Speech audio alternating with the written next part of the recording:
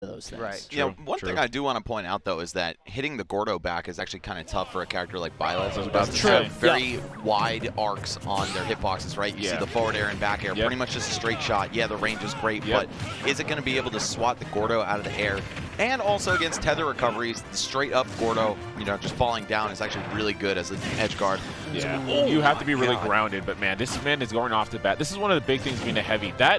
That move Nair, it literally becomes a Palu Nair on heavies. Like, it is ridiculous on heavies. Right. Yeah. And just a really good move in general. Oh, absolutely. You can also mix them up with the landing hit, so it's very hard to tell when you're supposed to drop shield or roll away. So a lot of the time, you have to be very defensive against that move. Although it's -9, -10, not the best on shield, the timing mix-ups Leo is going to implement is going to make it very difficult for Atomsk to consistently punish that Nair unless he outspaces it on the ground without getting hit on his shield. Sure. Yeah, 100%. And right now we see that Atomsk has sort of taken the heavy techs. Look at that neutral air, not hitting back to Gordo.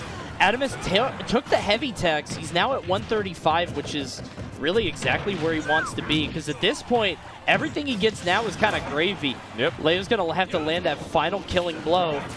Great counterplay on the inhale there by Leo. Yeah, just Yes. roll in as soon as you see that coming, and you can punish Dedede from behind. Also, let's not ignore that there's a big storyline here, right? First seed of the tournament versus last seed of the tournament. Atomsk a vote in. Definitely a fan favorite, but with a lot to prove here.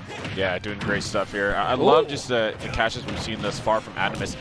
Going back to the kind of timing that you were talking about, Charlie, right? You're noticing that Atomsk is getting a little better at kind of sniffing those out, and my goodness, almost got a snipe. Yeah. Yeah, going to look for a lot of the edge guards on tethers. That's something I think is in the Brawl player skill set for sure. Yes. We had to deal with Olimar, Zero Suit for so long that, intercepting on the real back end, that's so important. Yeah, and while we're talking about storylines, man, Atomsk is such a revered legend, right? I mean, the guy's been around for so long, has been playing the game for such an insane amount of time, and I feel like that veteran knowledge is really going to come in handy, even if it's not in specifically to really in-game situations, just mentality, knowing that he can win in any scenario. He's been to the dance so much. Okay, all right. Come on. But yeah, I think Atomsk really does want to silence the doubters here, and even taking a game on Leo would be huge, but this is pretty close, man. Right off the bat, he's holding his own very well in neutral. Incredible anti-air coming out, calling out that full hop from Leo, very smart. That's kind of what Dedede's going to be doing a lot in most matchups in general. He will bait you with his double jumps, either scare you into parrying, or make you want to swat him out of the air, because that's the less risky thing to do, but he'll drift back ever so slightly. And that fast fall air dodge is insane, right? His fast fall is nuts. Yeah, him and Fox just have that ridiculous fastball air dodge. It was really helpful in those kind of situations. Didn't get the last hit for the tech chase there. Leo's going to be able to shield grab that high nair on shield, recognizing that Atomsk did not time it low enough to spot dodge the shield grab. Yeah. Get after me. I love it on the regular get up. And when Such a good way to close when you wait on ledge that long, I almost feel like it gives Leo enough time to sort of compose himself and say, okay, well, now I've got everything covered. You might want to get off quickly. Then again, that might lead you into a worse spot when he's got your one option covered. Going for it. Yep, I like it. So that is a huge issue, right, for Dedede, right? Because despite having all those multitude of jumps, you don't have that air drift. So a lot of times you're almost just kind of stagnant in the air, like you're just floating there. Right. And so just great recognition right there for Leo to get that bear, and that thing hits like a truck. Yeah, no matter who you are. Especially if you're that close to the blast zone. Oh yeah, you're gone. Yeah, one of the biggest things about fighting Dedede is calling the bluff on all those jumps, right? Yes. Is he just going to stall? Is he coming down with inhale? He's coming down with a button, air or dodge, just a straight fastball, Yeah, Leo just stopping it right in its tracks right there. So, big game one going to Leo. It was so even until the end of the second stock, and then, man, you just saw him run away with that. So, we're going to see if Atomsk can make any adjustments. He's going to change the game plan, not the floor plan. Shout out to my boy Hazmat. Yes, sir. One of my favorite quotes of all time. Yeah, I love that. Tried to get the anti-air on that nair, but Leo spaced it well enough to beat out Atomsk's air-to-air attempt. Good call out on the shield. Yeah, getting the down throw is huge for him because he's always going to be able to get a follow-up, whether it's a forward air, up air, something like that. Pretty even, but we know that this very much favors Atomsk just because of the weight differential between these two. All right. And you can see nice. That, when Atomsk has the lead, that's when Leo's really going to start feeling the heat. And also the big body of Dedede makes it hard for him to cross up with neutral airs, right? We saw that result in a shield grab, and now a stock for Atomsk, just kind of rolling with the momentum here. Really good stuff. Excellent. Able to convert off that light nair into up air. Guaranteed combo with Dedede. I do believe Leo missed the DI, but he might have been dead there anyway, especially after they buffed that move. just being able to get those kind of confirms on a character like this is so crucial. I think he held down there not to get the ledge. Yeah. That gives him a little bit of extra damage. Leo getting caught off guard by a little trick. I think that was a fat 27 just off of the upbeat, too. Yeah. So the price you pay for missing a read on Dedede's recovery, or really in any situation against this character, can be astronomical. That thing kills really early, too. It does, man. man. If you're like 50-60 and he has rage, you're done. You miss that. Yeah. But that's like one of those things, right? You're going to see that once a set, right? Yeah. Like, Yes. let me just do it real quick. Skill check. Oh, there we go. Hit it back.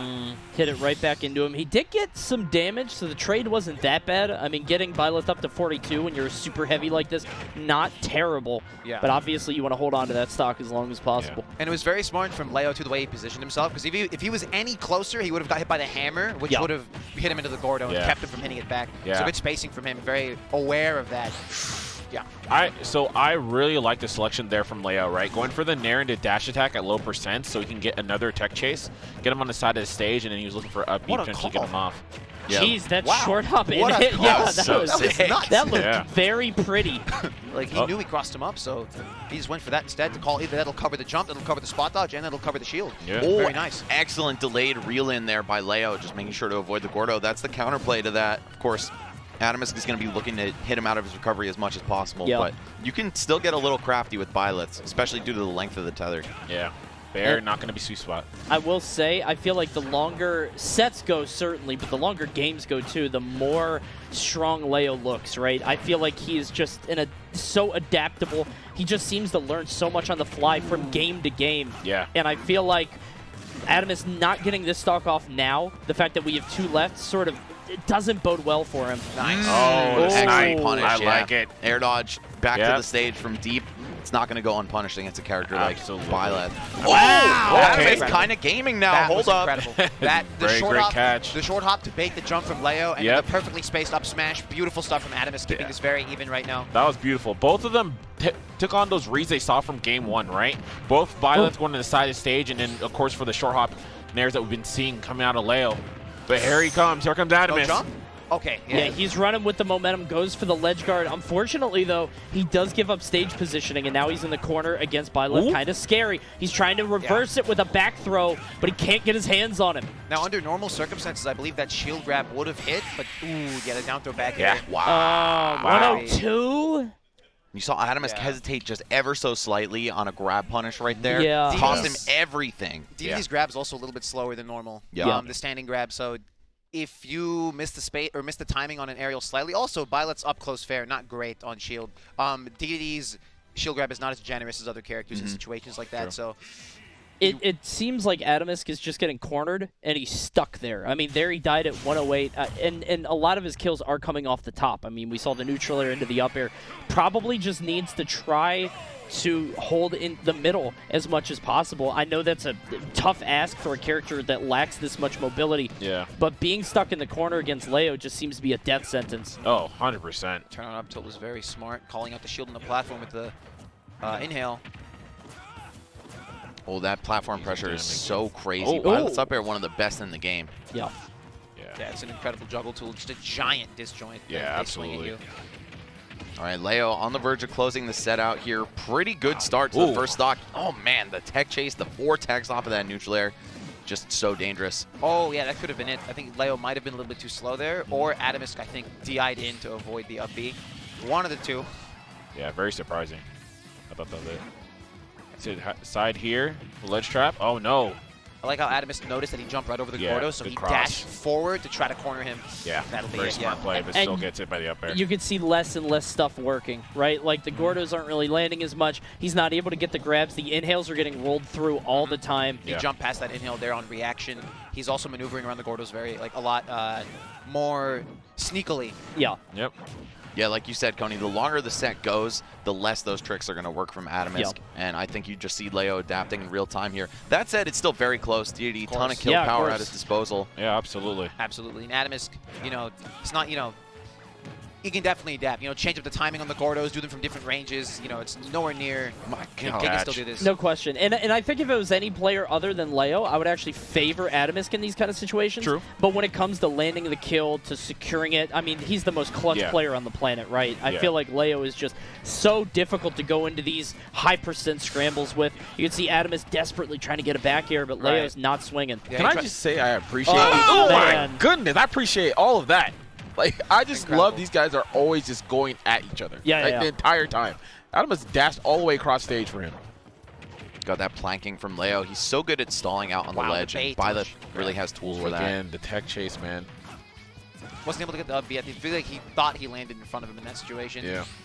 Good parry. Yep, here we go. Oh, yeah, my finally. goodness. There it is. There it is. Wow. And that is such a dangerous setup, and I love that he held on to it the entire time. Went for dash attack, was still able to get the damage, and when you need to clutch out the set, go for that forward smash. It's an incredibly good tech chase tool, the landing there from Byleth. It's funny, usually in situations like that, in this game, you want to try to DI up to avoid a tech chase situation, but that Nair's angle is so good that even if you do DI up, you're still in a forced tech situation. Yeah. It's incredibly hard to tech in time because of how low it is. Yep.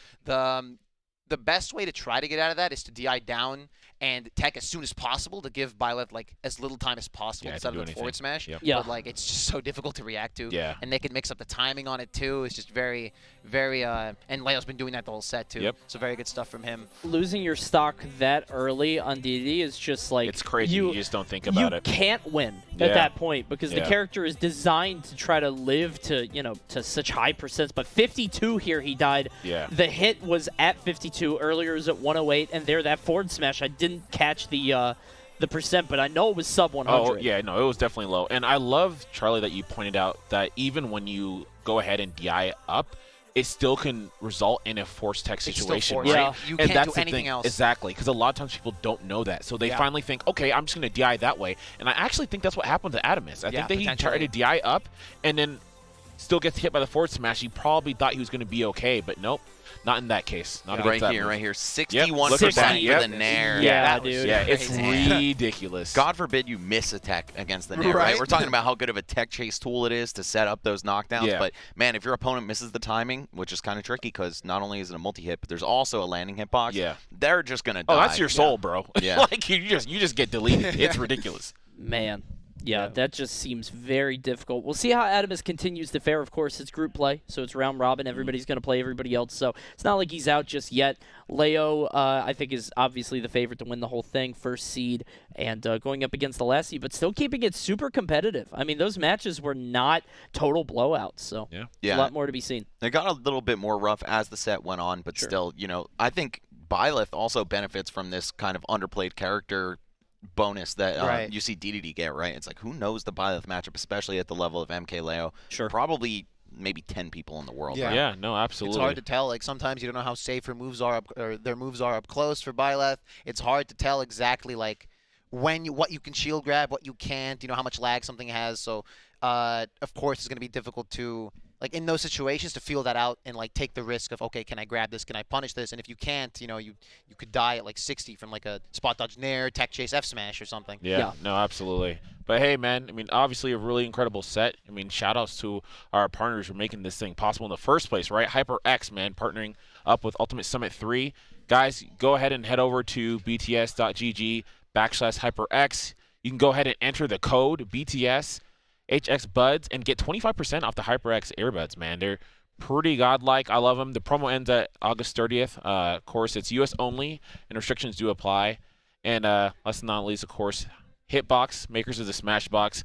Dude, the tech you can do with the Smashbox is incredible, man. I tell you, if you are looking to play this game and you want to be ergonomic and be a good spot, check it out, man. Definitely. And if you use a GameCube controller too and you think about switching, it does take some getting used to, but it could be well worth it. Absolutely. Yes, especially if you play Melee too, right? Like a game that's even harder on your hands, because the GameCube controller sometimes that thing is hard on your hands, man. Yeah, it is. It's clawing, bro. I feel like I have arthritis. Oh, absolutely, man. It's a great long-term investment, guys. You can pre-order yours today by clicking on the link below or visiting bts.gg/hitbox. Check it out. It's super intuitive once you get used to it. Yeah. I heard nothing but good things. But guys, we're going to take a quick break. We'll be back with more great Group A play right after this.